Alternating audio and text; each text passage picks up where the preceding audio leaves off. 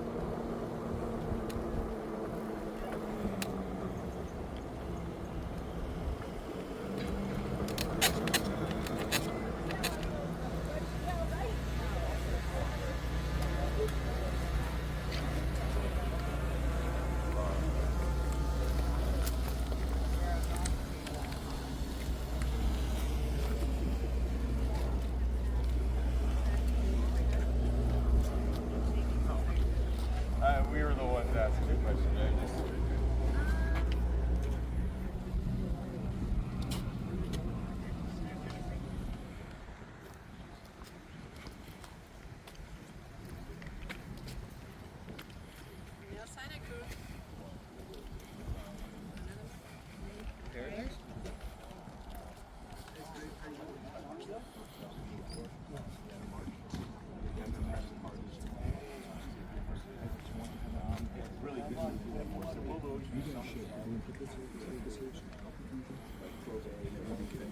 PCH,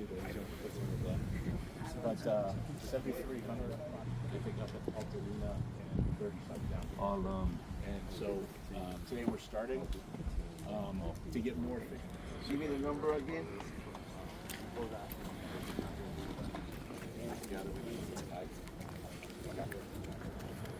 So that's kind of the bond that we've shown together with the community. Your FEMA organization has been terrific. We appreciate you straight through and through. And you know, the commitment of your team has been so much to us. So on behalf of the community, I really want to thank you. You guys have been so darn helpful. It's an honor to be here. I appreciate it. If you would at some point, so I could reach out to these people, if you or Bob wants to just do a quick, like, hey, just want to let you know, please get those ROAs in. I'll film it. I'll put it out to 5,000, 10,000 people. Or the other ones, Okay. 6,000 man. I talked to Lucas. Yeah, absolutely. He's my. Thank you. Yeah, exactly. Yeah, he's my associate we can do that. administrator. We'd love to help any. It just gets the message out. Yeah. Yes, everybody's saying this is what we need, and that's what we've been doing for 30 days straight. For a group of us, nonstop, no sleep, and changing diapers at 3 a.m. This is what motivates me. There you go. That's my little boy. Good for So you. Congratulations. appreciate you guys. We really do. We'll make it work. Okay, sounds We'll good. definitely make it work. Okay? We're gonna go up here and meet General Kelly. Hi, it's Larry Vane. It's LARRYVEIN. I live in the Palisades Highlands area, and today's a really important day. We're really excited about the progress that is made, that today Phase 2 has really begun with the first property of debris removal. I've had the opportunity to meet so many boots on the ground agencies who have been so open-armed and willing to give us information we need, and we have a huge thirst for information and clarity. That's been the big issue with 30 days. The question that still remains is, why are we not being brought to the table in these conversations when decisions are being made, particularly because the Palisadian community, which is Palisade strong, are very sophisticated, very intelligent people. Beyond compare when I read what people write. It's that they're all PhDs on some subjects. We should be brought into the rooms in those conversations. It's not happening as much. We're having to initiate it. That's a problem.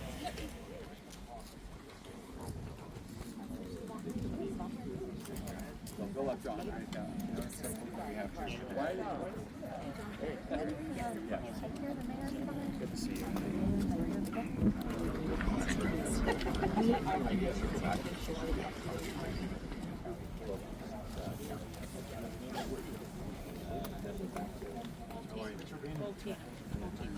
Been fabulous. Yeah. The last time I was there was Sandy.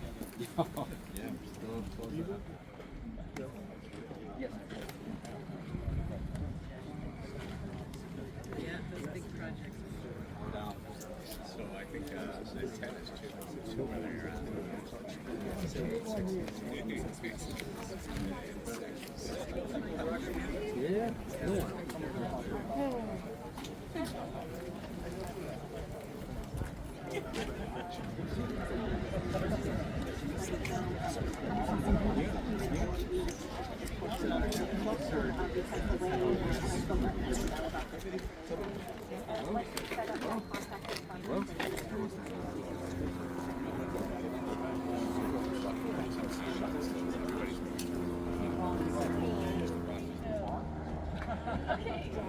USACE, that is the household hazardous.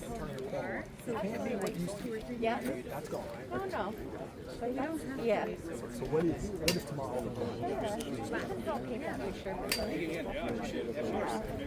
Have they shared? I'm going to pass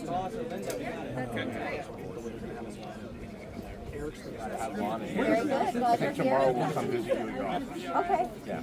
Very So we're good. gonna visit you and Burner tomorrow. Okay. And I know I've been asked this question, so I just want to, I've spoken to a couple of people about it, but So there's 7,300 ROEs requests. We've received 150 so far. So as we receive more, the more we get them together, the easier this will go because we'll get areas rather than one or two.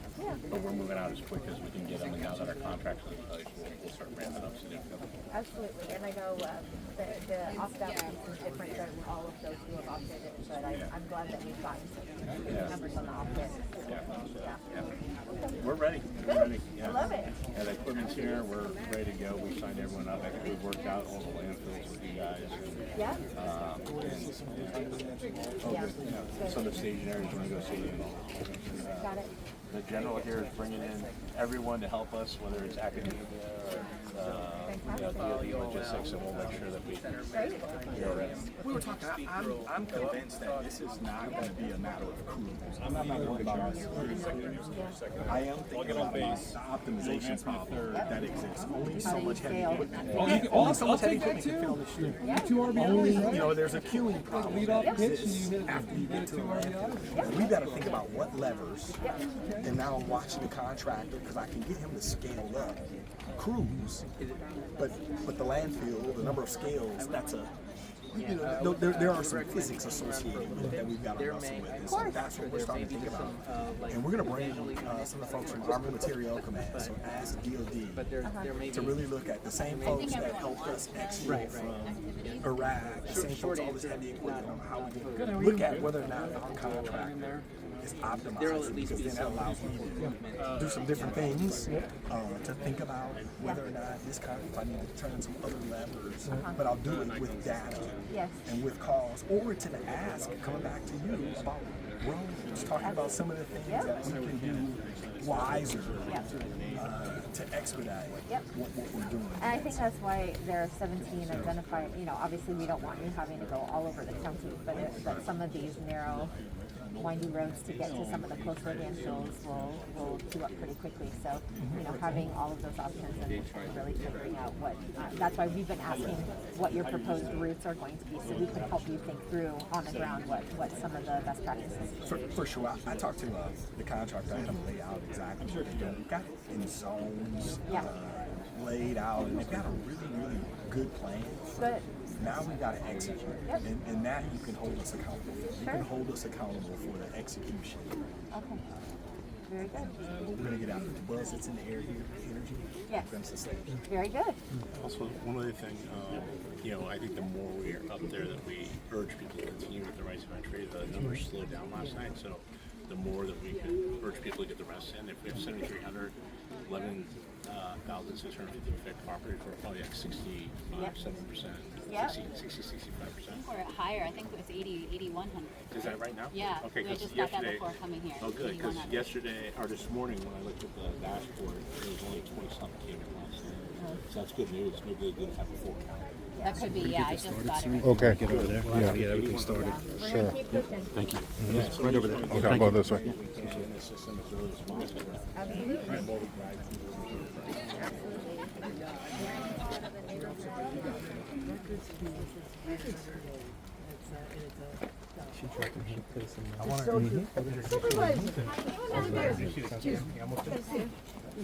Say hi to my colleague.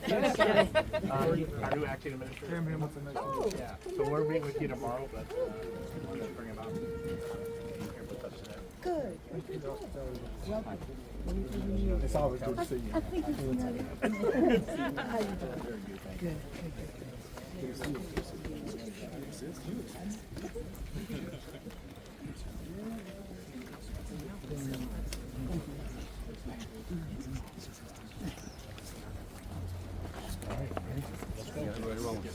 All right, if everyone wants to get, we'll get this started. Good afternoon, Palisades. My name is Colonel Eric Swenson. I'm the Recovery Field Office Commander for the Army Corps of Engineers Disaster Relief Mission here in Southern California. It's an honor to be here today with our team and the folks behind me and our great contractors. We're here to start Phase 2 of the Private Property Debris Removal Program. This is a wonderful opportunity to help this community remove the fire hazards and debris from the properties and to improve the public health and safety of this community. I'm honored to be here. What you're going to see later today is us going on these properties, conducting a quick assessment, and then going on and removing fire ash and debris, foundations as requested or required by the landowner, any hazard trees, and getting all of that safely onto a truck from an uncontrolled environment to a controlled environment and to appropriate facility as either a green waste facility, a landfill that's been permitted by Cal Recycle, our great state partners, and in conjunction with the county. It's an honor for me to be here. I'll be followed by Director Ward. Good afternoon, everyone. I'm Nancy Ward. I'm the Director of the Governor's Office of Emergency Services, and this is an amazing day. To think that we are here just a few weeks after these fires were contained with the completion of the household hazardous materials efforts for Phase 1, and now to be able to begin to Phase 2, it's an amazing day for all of us. I'd like to thank the U.S. EPA for the work that they've completed, and also our partners with not only FEMA, the Corps of Engineers, our county partners, Mayor Bass, and certainly the leadership of Governor Newsom. We would not be here today if we weren't partnered in everything we have been doing up until now. We thought about this day, thought about hearing that it might be months in the making, and the fact that we are here in just a matter of weeks, again, is a testament to all of the work that has been done in the partnerships that we have had at the federal, state, and local level. And that means the community as well. To get their rights of entry is an extremely important part of this process. So thank you for coming. You'll hear from many of our partners today, but I want to give a shout out to the Corps of Engineers who is here to kick us off on phase 2 from this Palisades fire. Thank you, and I will be followed. It's an honor to be able to introduce to you today the Acting Administrator for FEMA for Washington, D.C., Cameron Hamilton. Well, good afternoon, everyone. Thank you so much for having me. Thank you for your hospitality. I originally grew up in Northern California, so I understand what these fires can do to communities here.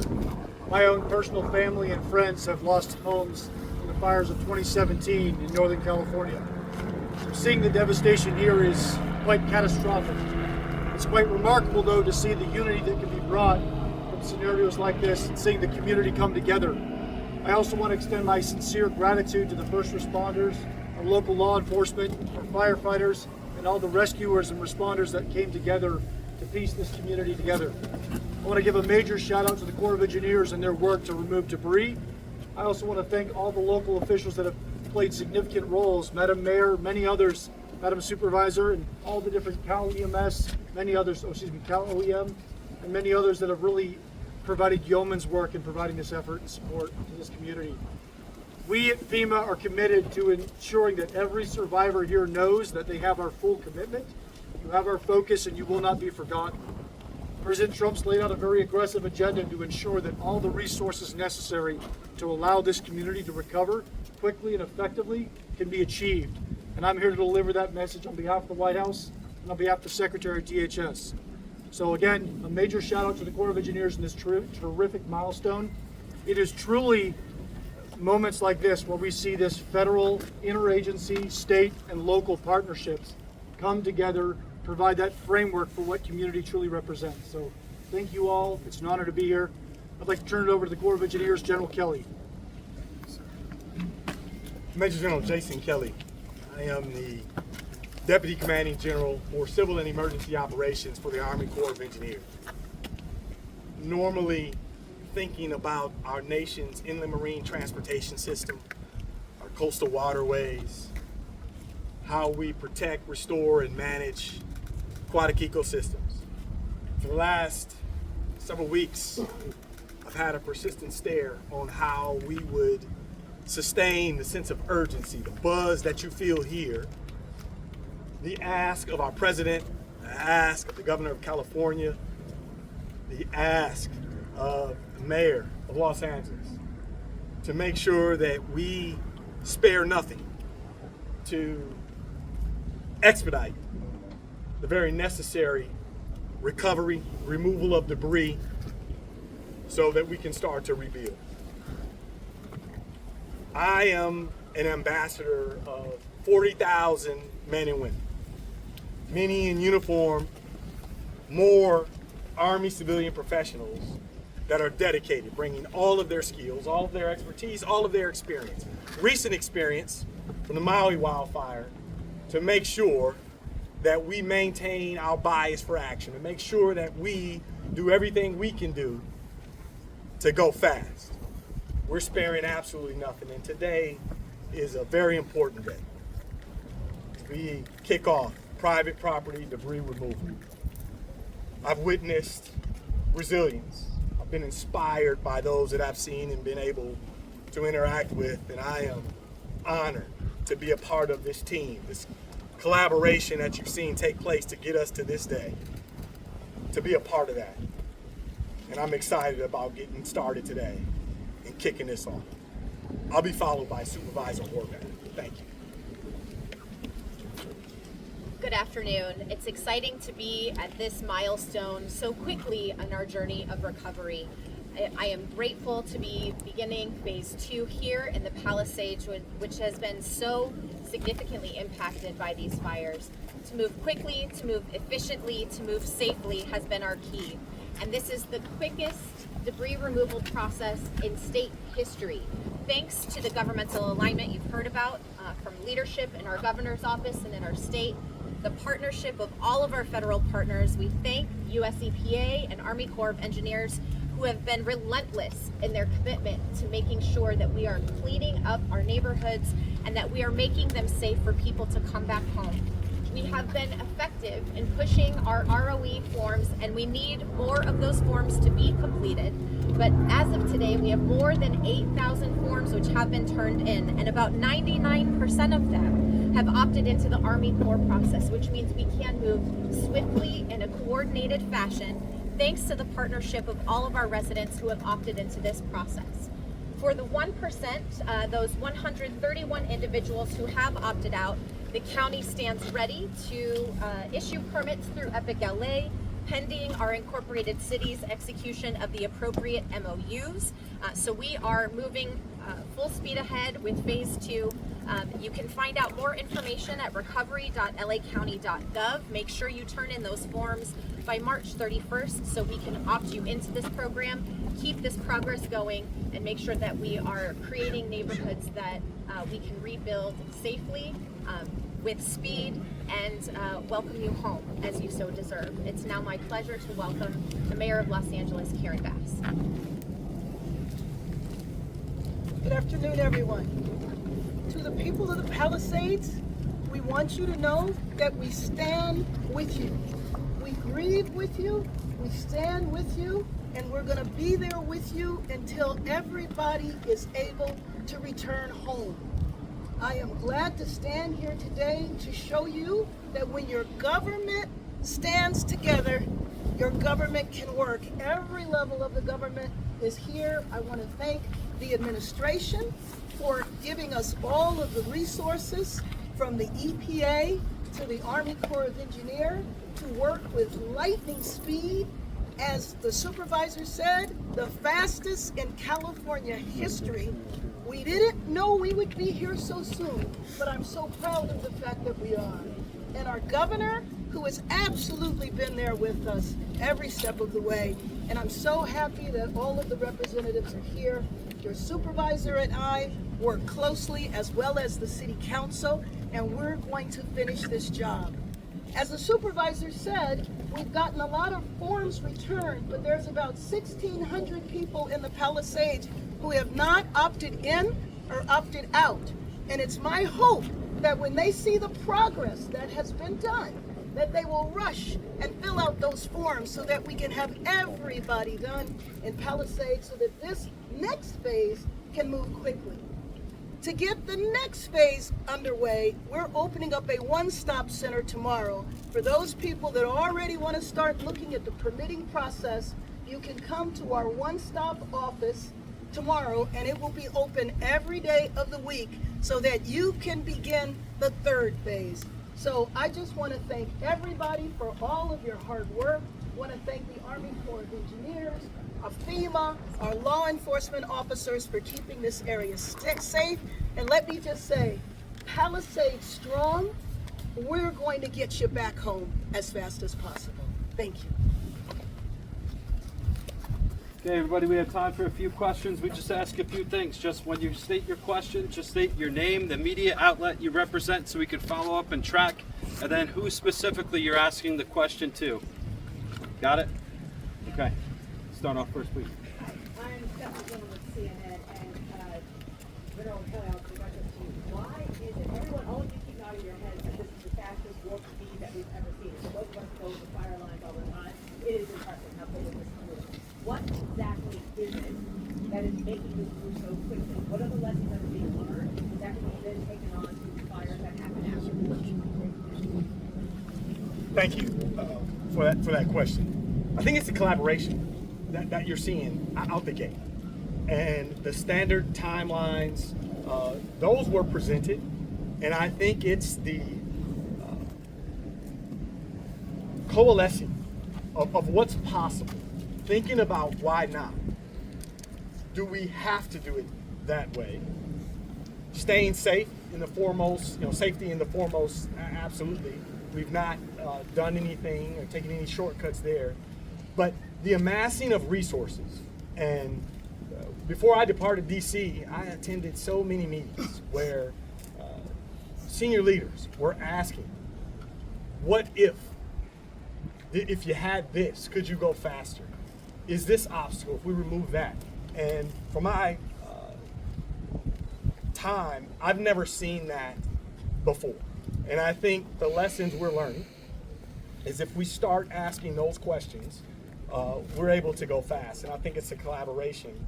And we're also applying many lessons, as I spoke earlier, from the Maui wildfire. Certainly within our organization, we're acting on what we've learned in Hawaii and seeing that. And I certainly will share my gratitude for partners from FEMA, certainly leadership from Mr. Hamilton, Mr. Fenton, that we've seen. It's a collaboration. Question over here. Thank you. Joel Pollack from Breitbart News, also a resident of this neighborhood. This is for Mayor Bass. Can you tell us about Haggerty Consulting, what their role is in the recovery, why they were chosen, why it was done behind closed doors, and if you're not concerned about their record, given that some Haggerty consultants pleaded guilty to defrauding New York City in the Hurricane Sandy rebuilding? Well, Haggerty is a world-renowned disaster recovery firm that has a long track record in the state of California. We wanted to collaborate, again, the collaboration that you see here. We want to keep that collaboration with the county, and so the county and the city are aligned with Haggerty, and they will do the overall project management, and we are confident in their ability to get the job done. They have a proven track record in the state of California. They have a proven track record with the county. We will be working hand in glove with our local government to make sure that we get the job done, and they are beginning in the next few days. Thank you. Question for Colonel Swenson. Just your name. Pete Demetrio, KNX News Radio. Regarding the removal of the debris here, how far down are you going to have to go to call these lots clear to the point where a person can actually build a home? Is that going to create a problem as much as the amount of debris that's going to have to be taken to landfills? Yes, sir. Thank you for the question. So the way the program works under FEMA's authority is if the property owner opts in to have their foundation removed, and the general guidance is that is the smartest option unless there's under certain conditions why you might want to keep it. We were going to come in, we're going to take all of the soil, 6 inches of soil around the ash footprint. That's where the property would have settled onto the ground and outside of the foundation. Then we will go in and just take the foundation out. That minimizes the amount of material we remove from the property. That minimizes the amount of material that a homeowner may later have to come in to place down. Now when we're done, let me be clear, these are not going to be perfectly graded lots. We are going to remove the foundation, but there's going to be some disturbance to the ground based on the footers that were in the ground ahead of time. But that is something that when the homeowner goes to pull a permit and find a contractor to rebuild, that contractor will come out, level the lot, put new footers in, pour a new foundation, and literally like the Greek mythology, right? The phoenix will rise from the ashes, a new home will be built on that lot.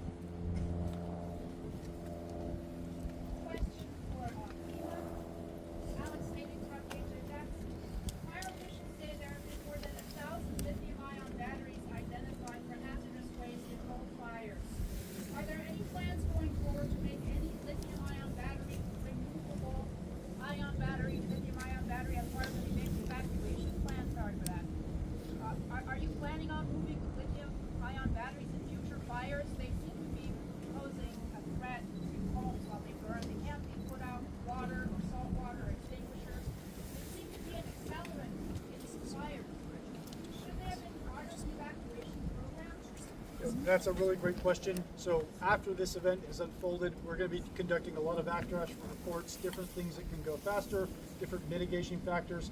As you know, FEMA has a very strong and robust mitigation grant program. So this will be a component that we'll look at. What other mitigating circumstances could be implemented? I don't have an answer for you on that right now.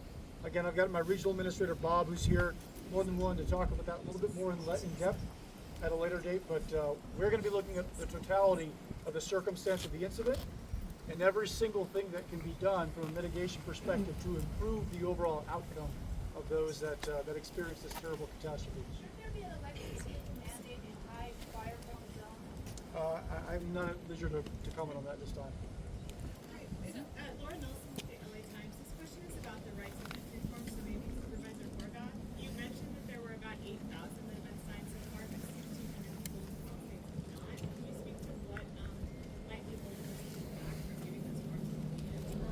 that some folks are considering what benefits their insurance companies provide. I've heard that some insurance carriers are strongly suggesting, if not requiring, that they opt into private contractors that the insurance company is directing. And so we're trying, obviously, to move people with the public process because we're able to scale when we have more numbers. So there are a variety of considerations that people are making, but I know in us communicating with property owners directly, as well as with community members speaking with each other, that's really helped us to get to the critical mass that we've achieved, and we want to keep that progress moving. Thank you. And then that 8,000 number, that's for both Eaton and Palisades, right? Yes. Okay.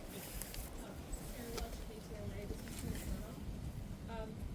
What, if anything, will the possible rain have on the start of phase 2? And just to clarify, phase 1 is still going on. I know we heard phase 1 is not complete for someone's safe. The hazardous cleanup is done, but it's all, as you had said before, this is current. So we basically are right behind the EPA. When they finish a lot for phase 1 and we have a right of entry, we are on that same lot with our crews trying to get work done. So there's very little space between the EPA's operation and ours, which is what you see here today. In regards to the environmental impacts of rain and rain on a fire event, from the Corps' perspective, there are an awful lot of best management practices that are out here right now that you see around you. These are sock wattles, the mulch-filled containers that help hold the water back. Some of those were put in by the California Conservation Corps or the state or the county.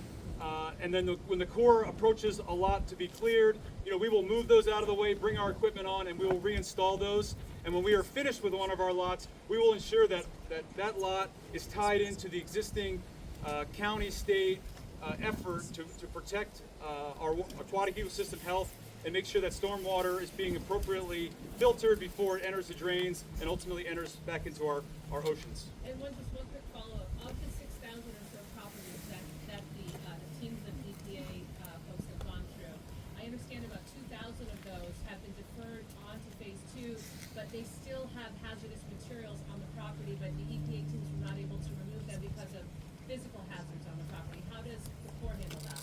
So we have a two-phase approach. This is what we call phase 1 EPA deferred. And so if we have the right of entry, then we're going to get a crew working on that site as quickly as possible so we'll do a 3-step process.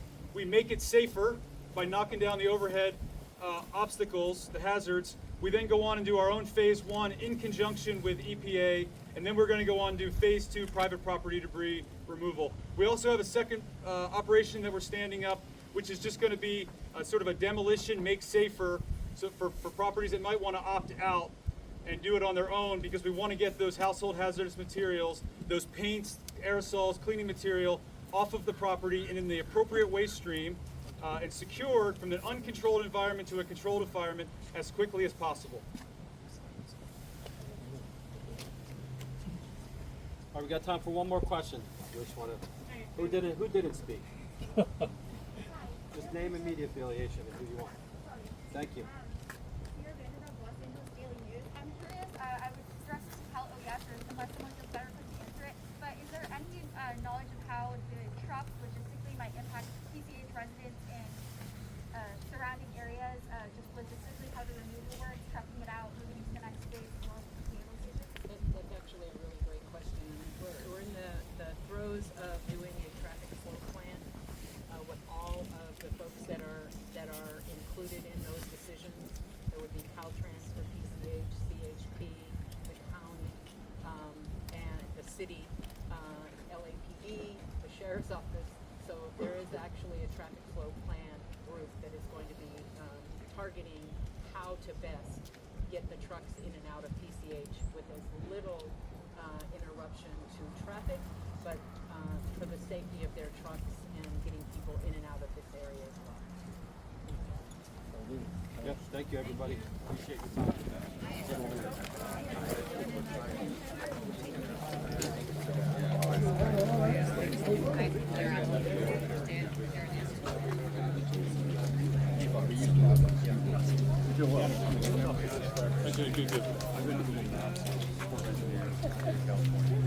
As you know,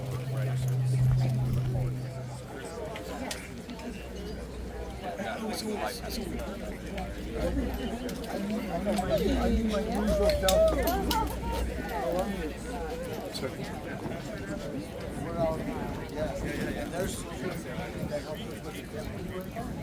ones that did the emergency job? Yeah, right here, look at it, right here, this guy right here. This guy. Good, good to see you too. Always ready, right? Security cameras always ready to Yeah, jump. that's right, that's right. Yeah. Well, nice to see you, nice to see you. And thank you for everything you do. Really appreciate it. Long days, and it seems like there's not enough time. But thank you very much.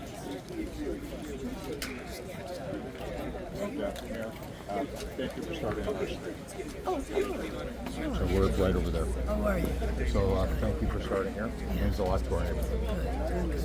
We're going to do everything. Thank you. Hopefully we'll go by the one stop. We have. Take care, sir.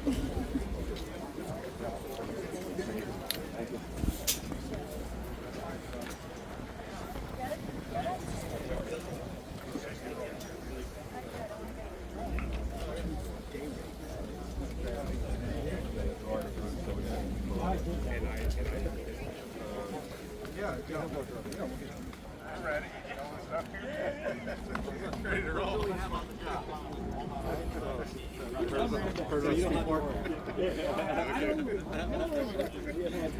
I'm ready to go. We get the work going. We get the work going. We're going to flood the zone. You told me you want to flood the zone. Flood the zone. We can do that. Fall on this side. Thank you. Yeah, fired up. All right. Thank you. Okay, excellent. I will get on.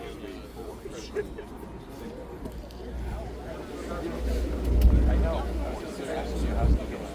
Air conditioning's on very good. Definitely 15 years too. Wait, my contact. Do you need anything from our office? Thank you very much. Thank you. Got out of it. So yeah, so that's